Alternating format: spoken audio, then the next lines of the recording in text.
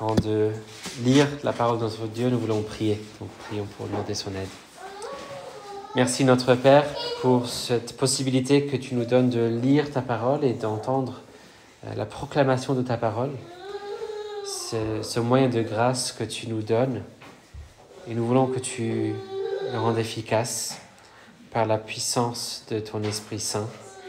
Merci parce que l'Esprit qui est présent avec nous, c'est aussi l'Esprit de ton Fils, de notre Seigneur Jésus-Christ, présent avec nous aujourd'hui, rendant donc cette parole actuelle et vraie et présente pour nous ce matin.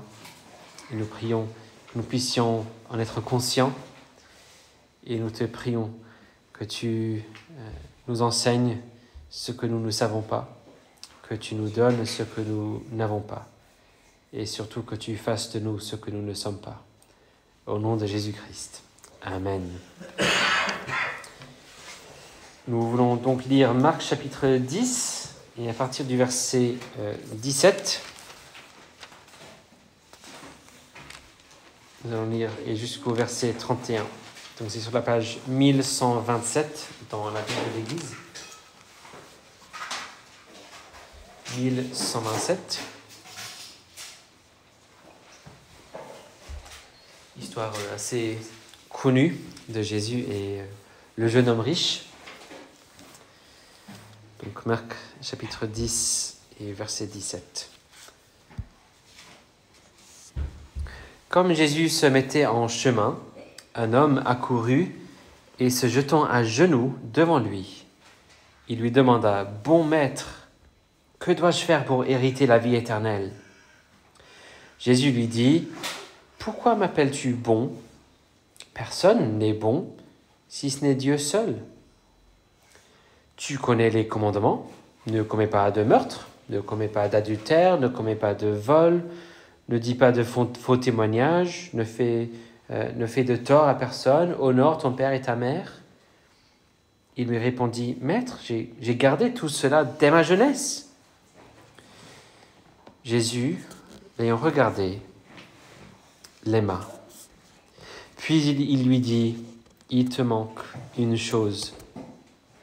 Va, vends tout ce que tu as, donne-le aux pauvres, et tu auras un trésor dans le ciel. Puis viens et suis-moi. » Mais lui s'assombrit à ces paroles et s'en alla tout triste,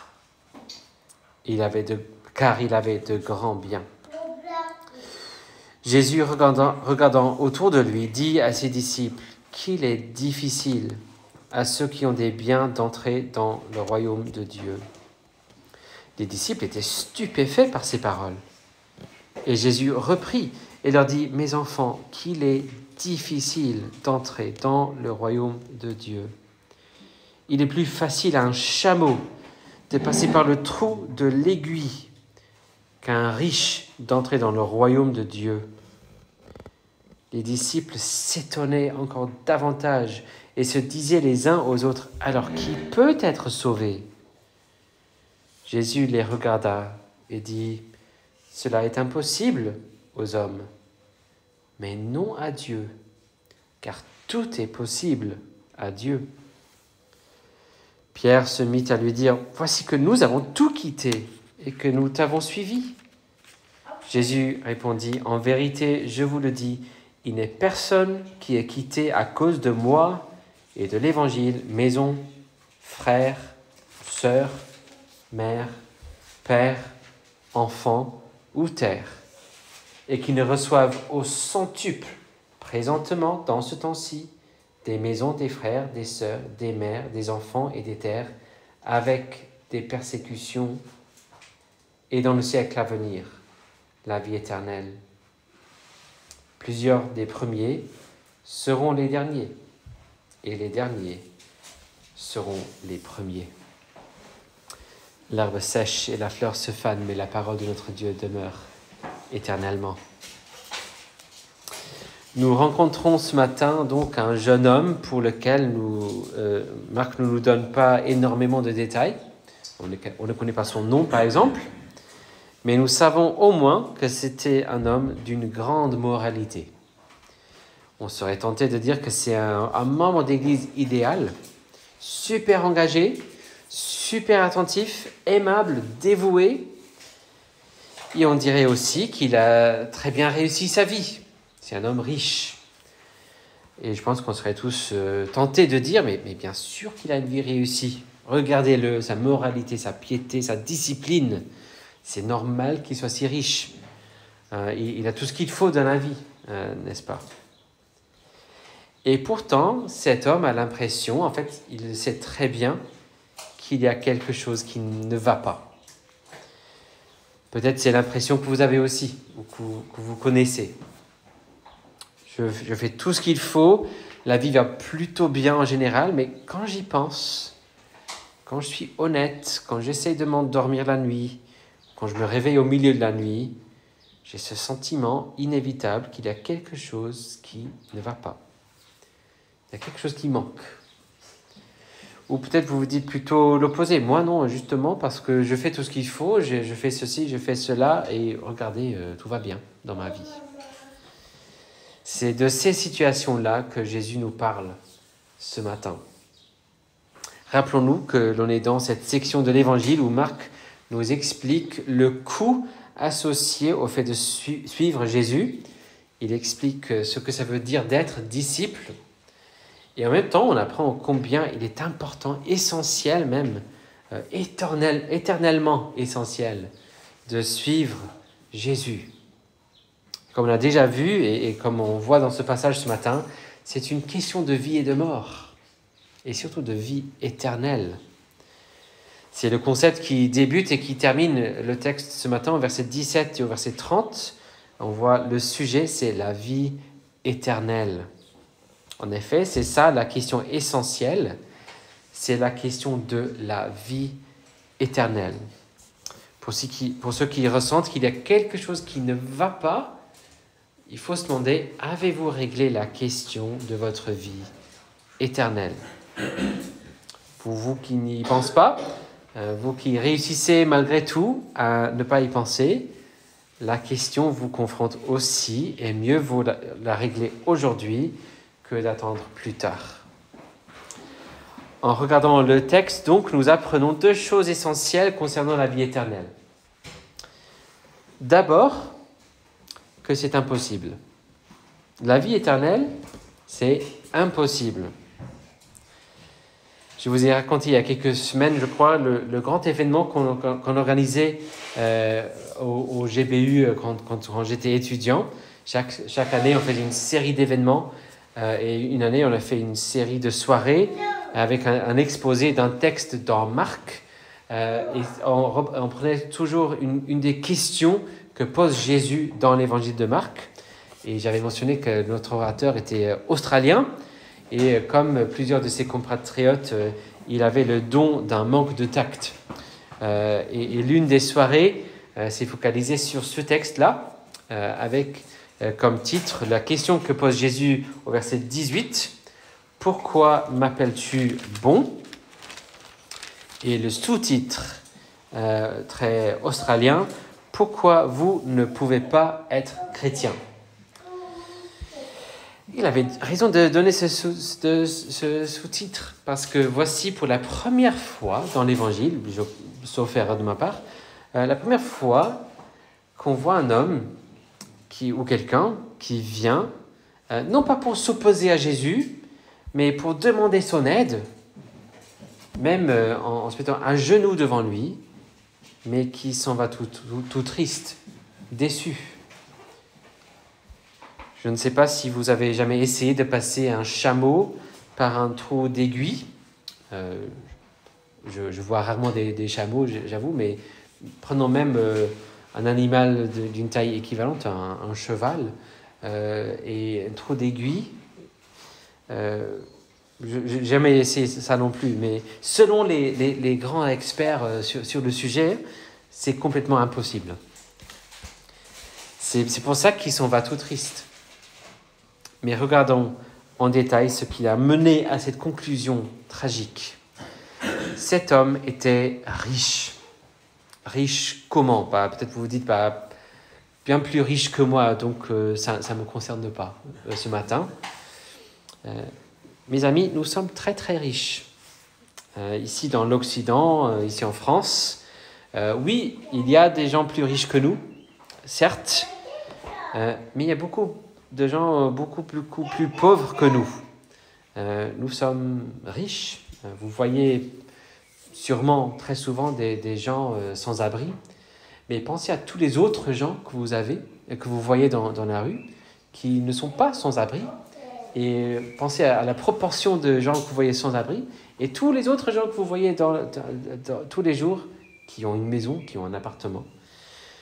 Et même à côté de la question financière, on est riche en culture, en art, en musique, on est riche en sciences, en gastronomie, en France, en sport, en entreprise, en espace vert, en plein d'aspects. On est très riche ici. Et c'était aussi un homme d'une grande moralité. Grande comment? Peut-être vous vous dites, pas autant que moi, donc voilà, je fais très bien moi-même, je fais de bons efforts. Donc là aussi, ça ne me concerne pas, j'ai fait assez d'efforts moi-même.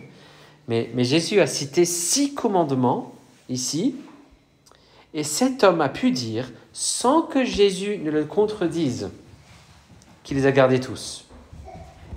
Alors, si moi je disais à Jésus, je les ai tous gardés dès ma jeunesse, je pense que Jésus dit, non, je ne crois pas. Mais Jésus ne le contredit pas. Alors, peut-être il aurait pu, mais il ne le fait pas. La moralité de cet homme dépassait sûrement celle de nous tous. Et pourtant, selon Jésus, il était toujours impossible pour lui d'entrer dans le royaume de Dieu. Impossible. Quel est son problème donc? Simplement le fait qu'il avait beaucoup d'argent? Non. On a tous entendu les 10 commandements tout à l'heure dans le culte, mais vous avez remarqué peut-être que Jésus n'en cite que 6 ici. Lorsque quelqu'un a demandé à Jésus de nommer le commandement le plus important, il a résumé les 10 commandements en 2 commandements. Et on parle ainsi des 2 tables de la loi. Ici, Jésus cite les commandements de la 2e table, ceux qui se résument en « tu aimeras ton prochain comme toi-même ». Mais le commandement qui résume la 1re table, c'est « tu aimeras l'Éternel ton Dieu avec tout ton cœur, avec toute ta force, et toutes tes pensées, et tout ton âme ». Et c'est un résumé des 4 premiers commandements. Le commandement d'adorer Dieu seul en tant qu'habitant de sa création à lui. Deuxièmement, le commandement d'adorer et de louer Dieu uniquement selon les manières que lui, il a prescrites. Troisièmement, le commandement de traiter Dieu et tout ce que nous savons concernant Dieu avec respect et révérence dans toutes nos paroles et toutes nos pensées. Et le commandement d'honorer l'ordre que Dieu a mis dans sa création, surtout l'ordre du travail et du repos. On fait tout le travail qu'on a à faire en 6 jours et on se repose. C'était le 7e, maintenant c'est le 1er. Et le problème de cet homme, c'est que son obéissance fidèle, au moins externe, de la 2e table cachait sa profonde rébellion en ce qui concernait la 1re table de la loi. Son obéissance à la 2e table, le fait qu'il paraissait si moralement bien, cachait une profonde rébellion. Et donc, il était loin d'avoir gardé les 4 premiers commandements. Et ça se voit 2 fois dans ce passage. D'abord, au verset 17 à 18, il dit « Bon maître ». Et Jésus pose la question « Mais pourquoi ?» Il y a deux motivations possibles, 2 réponses possibles. Pourquoi? Soit il pense que Jésus est Dieu, soit il a l'idée qu'un homme peut être bon. Mais est-ce qu'il dit « Es-tu donc Dieu, Jésus ?» Non. Vous regardez verset 20, il se corrige, il dit « Maître ». Cet homme n'a pas l'idée que Jésus soit Dieu. Mais donc Jésus a donc raison de poser cette question. Jésus dit « Attention ». Dieu seul est bon. Mais les pensées de cet homme envers Dieu sont devenues si petites et ses pensées à propos de lui-même ont tellement grandi qu'il n'honorait pas Dieu par ses paroles et ses pensées. Peut-être il pensait même, Jésus, tu es bon, bah moi aussi, peux-tu m'aider ? Mais personne n'est bon si ce n'est Dieu seul. Ne comprends-tu pas, jeune homme ? Personne n'est bon si ce n'est Dieu seul. Il est le 3 fois saint. Même les anges se couvrent le visage devant lui. Et cet homme ne craignait pas Dieu assez pour arrêter, réfléchir. Que vais-je dire ? Est-ce que je vais parler d'une manière qui montre une reconnaissance de mon état devant Dieu ? Mais il y a une deuxième chose qui révèle sa rébellion contre la première table de la loi et selon le Saint-Esprit, c'est la raison pour laquelle il s'en va tout triste. Il avait de grands biens. Jésus lui avait demandé de donner tous ses biens aux pauvres et le suivre, mais il ne peut pas. Et ça ne veut pas dire que la chose à faire, c'est simplement de tout donner aux pauvres et ainsi on mériterait la vie éternelle. La réponse de Jésus servait à exposer le cœur du problème ici. Et c'est une histoire éternelle. Cet homme s'est engagé dans la chose contre laquelle, dans toutes les Écritures, Dieu se dit le plus souvent en colère, c'est-à-dire l'idolâtrie. Le fait d'adorer autre chose que Dieu, plus que Dieu. Et donc Jésus lui demande de tout changer pour qu'il ait le trésor, pas sur la terre, mais dans le ciel. Et pour qu'il n'ait que Jésus sur terre comme trésor. Jésus dit en effet, peux-tu imaginer une vie où tu n'as que moi, où tout ton trésor dans le ciel et pas sur terre? Est-ce qu'une telle vie te satisferait? Peux-tu voir à quel point une telle vie serait meilleure? Donne tous tes biens aux pauvres. Donc, montre-moi que tu comprends. Mais peut-être vous vous dites, mais l'argent, c'est pas mal en soi, c'est une bonne chose. C'est quoi le problème? Et c'est vrai qu'il y a plein de choses que nous pouvons aimer qui ne sont pas mal en soi. Mais c'est quand même une idole. Si un homme marié trompait son épouse avec une autre femme et l'épouse découvrait et lui en parle, et s'il disait « Mais chérie, elle est très sympa », ça ne passe pas. C'est horrible. Et voilà comment cet homme a traité Dieu. Il a pris une bonne chose, mais il a traité de Dieu. Voilà comment nous traitons Dieu souvent. Et Jésus dit ici ce que Dieu a toujours dit à travers l'histoire, comme dans les 10 commandements. Il faut que tu m'aimes avant toute chose. Comme nous disons dans les proverbes, mon fils, donne-moi ton cœur. Mais comme le dit le prophète Jérémie, le cœur est tortueux plus que tout. Il est incurable. Et ce jeune homme réagissait de la même manière dont le peuple de Dieu a toujours réagi, la désobéissance. Jean Calvin a bien remarqué que le cœur humain est une vaste usine d'idoles.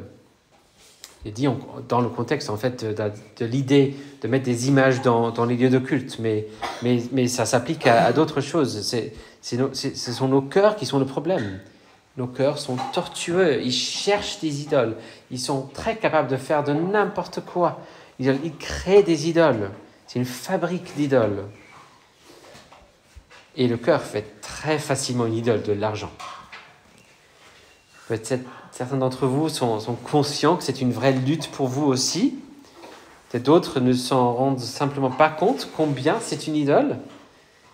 Et c'est vraiment puissant. Si vous connaissez les histoires du Seigneur de l'Anneau, l'argent agit d'une manière comparable à l'anneau de pouvoir.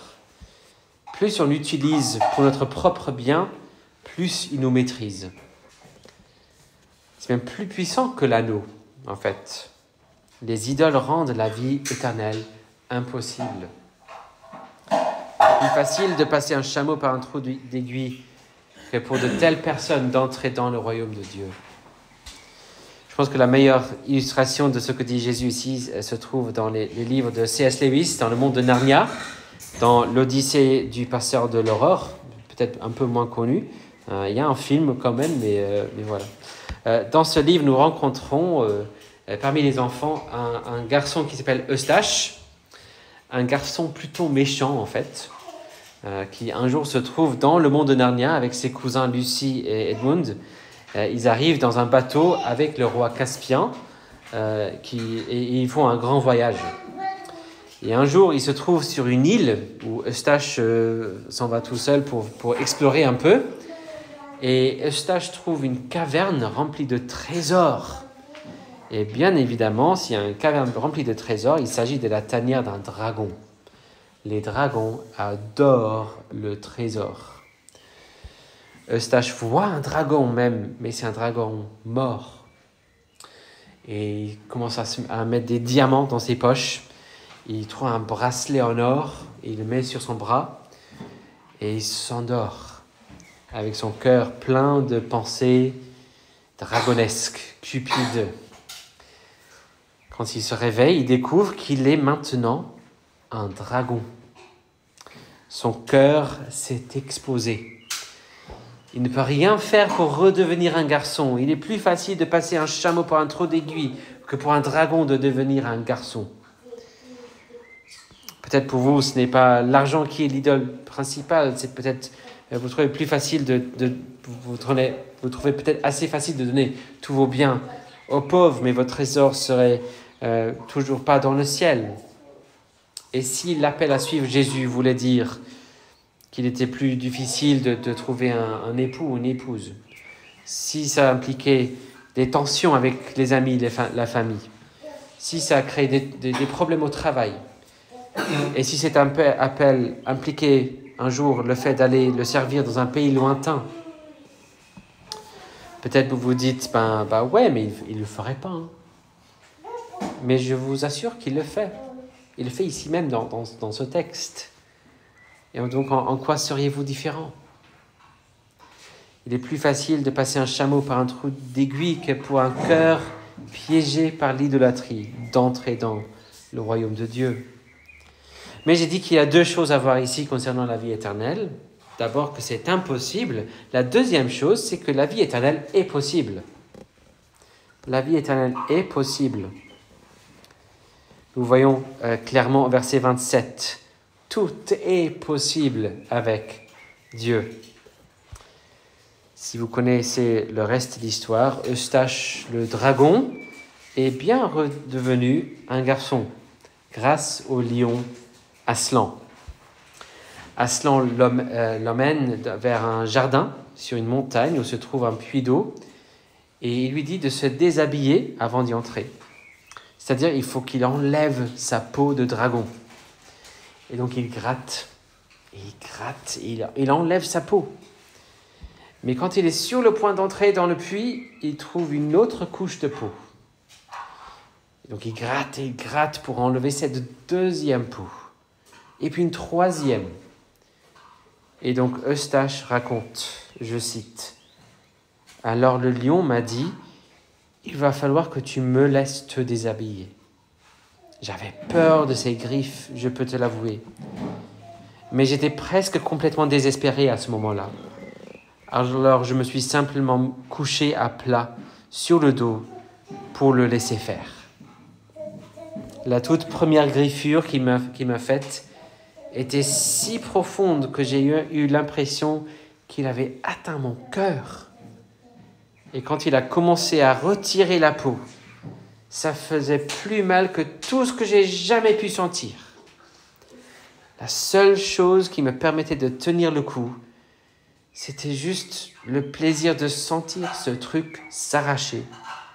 Tu sais, quand tu arraches le croûte d'une écorchure. Ça fait un mal de chien, mais c'est si amusant de la voir s'en aller. Bon, alors il a pelé ce truc complètement, juste comme je croyais l'avoir fait moi-même les 3 autres fois, sauf que ça ne m'avait pas fait mal. Et c'était là, par terre, dans l'herbe. seulement tellement plus épais, plus sombre, et l'air plus noueux que les autres. Et j'étais là, lisse et doux comme une baguette écorcée et plus petit qu'avant.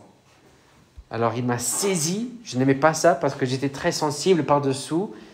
Maintenant que je n'avais plus de peau, il m'a jeté dans l'eau. Ça a piqué, mais seulement un moment. Après, c'est devenu tout à fait délicieux. Et dès que j'ai commencé à barboter, à nager, j'ai découvert que je n'avais plus mal au bras. Et là, j'ai vu pourquoi. J'étais redevenu un garçon. Au bout d'un moment, le lion m'a sorti de l'eau et m'a habillé. Tout est possible avec Aslan. Tout est possible avec Dieu. Mais comment ça se fait? Comment peut-il accepter des cœurs infidèles? Comment un idolâtre pourrait-il suivre Jésus?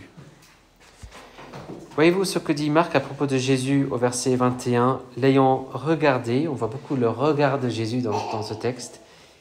L'ayant regardé, Jésus l'aima. Ce qui nous montre que ça ne veut pas dire qu'il n'aimait pas toutes les personnes qui venaient à lui. Alors, qu'est-ce que ça veut dire? Je pense que c'est parce que Marc veut nous montrer que Jésus comprenait bien la situation et les difficultés de cet homme.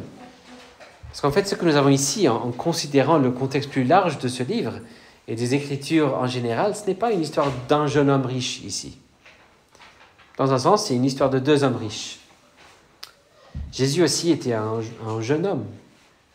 Mais ce n'est pas simplement qu'il a une grande moralité. Il est bon, il est vraiment bon.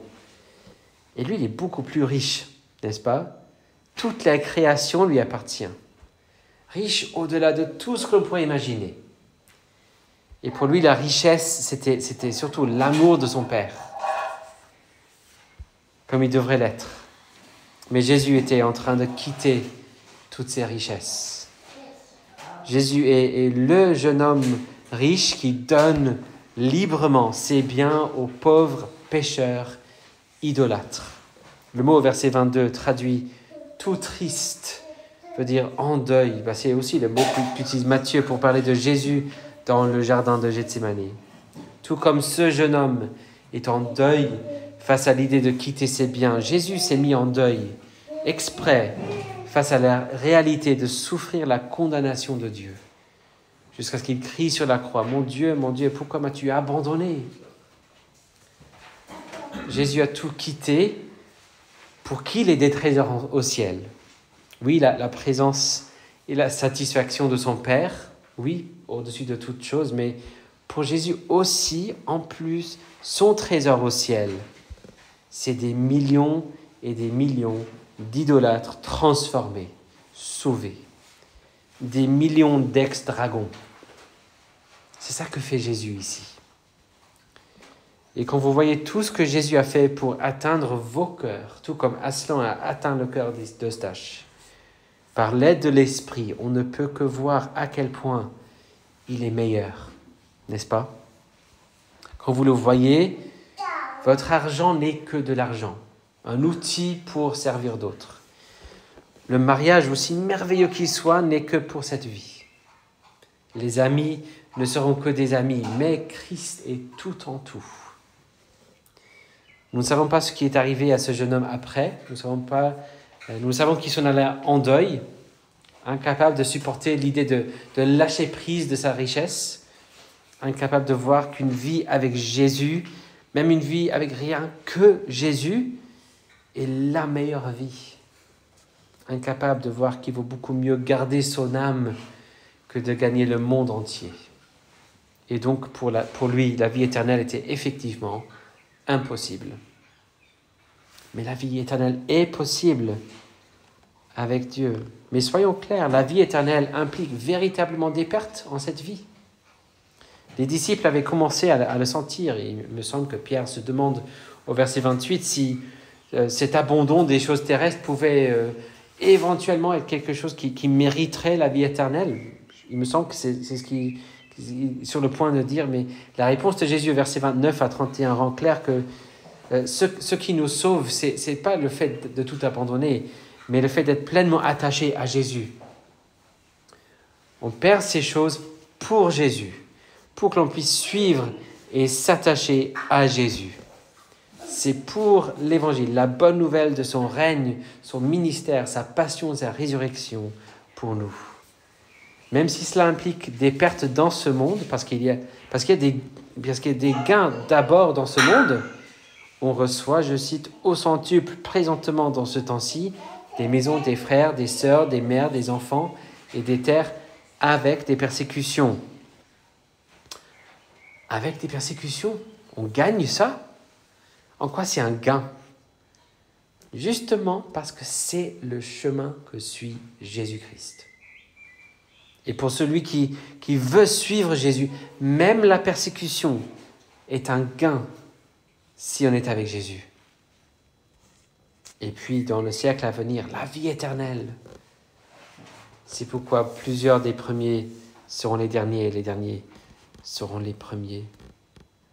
Ce n'est pas les gens typiques, les premiers, les gens les gens typiques bienfaisants, réussis, qui sont forcément ceux qui suivent Jésus, ceux qui reçoivent la vie éternelle. Que devons-nous apprendre ici donc? Nous apprenons que l'appel à suivre Jésus est un appel à s'attacher à nul autre que Jésus-Christ. Mais il s'agit du chemin et le seul chemin qui mène à la vie éternelle. L'appel à suivre Jésus est un appel à s'attacher à nul autre que Jésus, mais il s'agit du chemin et le seul chemin qui mène à la vie éternelle.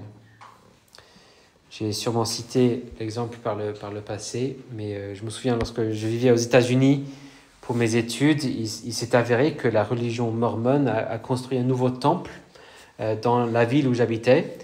Et c'est pas possible une fois que ces temples sont soi-disant consacrés, mais avant, ils proposaient des visites. On ne peut pas y entrer une fois que c'est consacré.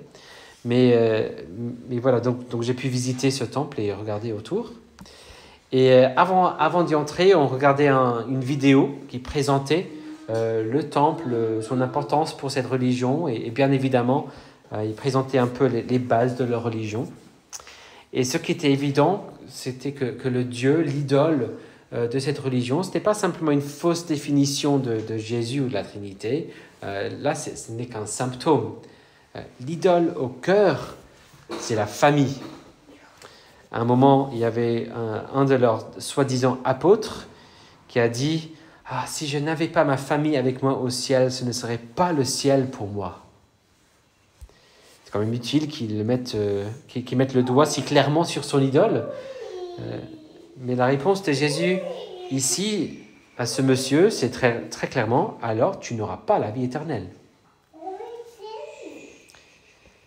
Je vous exhorte donc à chercher vos cœurs, à vous regarder dans le miroir de cette parole, par l'aide de l'Esprit, à prier Dieu qu'il sonde vos cœurs, comme le fait le psalmiste dans le psaume 139. « Sonde-moi, ô Dieu, connais mon cœur, éprouve-moi, dis-moi quelle est la chose ou quelles sont les choses qui manquent encore, les choses qui gardent leur emprise sur mon cœur, et libère-moi, aide-moi, regarde-moi aussi, avec ce regard aimant que tu avais pour cet homme, et sauve-moi, délivre-moi. » Et puis lâcher prise.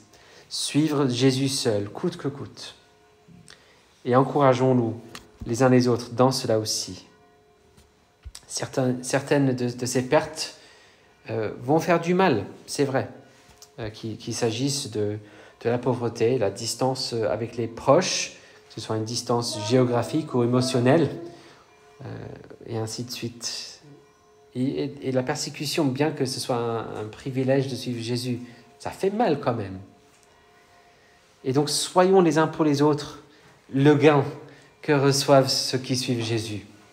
Soyons le frère, la sœur, la mère, le père, l'enfant qui apaise la peine de cette vie en attendant tous ensemble la merveilleuse vie éternelle que Jésus nous promet dans l'avenir avec lui. Amen. Prions.